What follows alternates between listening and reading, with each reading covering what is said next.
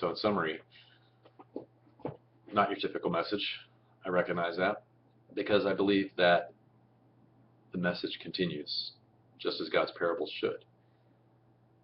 First warning I would say is that don't make God too small. Don't try to fit God into your box and make God what you want God to be, because that's not what God's going to do. And He's not going to allow Himself to be stuck inside of a box that fits what you want God to be. These parables should just be one little sampling of that God doesn't do things the way we do things, that these equations don't work out mathematically, and they should challenge us to say, what are you doing, God, and what does this mean, for me? God is outside the box. He made the box. He's outside the box, and He's showing that to us again and again in these parables. And, He's asking for us to puzzle it out. That's a puzzle that we need to work on our whole lives. And I'm saying to you, I haven't figured it out either. And I struggle with these parables, and I struggle with understanding how God works.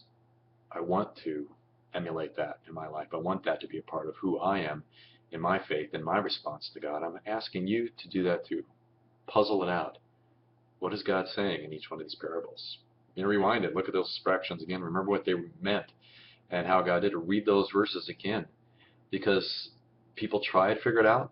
Scholars, all the way down to the first reader, and they want to say, well, this is what it means. This is what it's got to mean. I'm telling you that it doesn't have that in the text, and it doesn't give us the answers. And it's asking us to continue to puzzle that out our whole lives.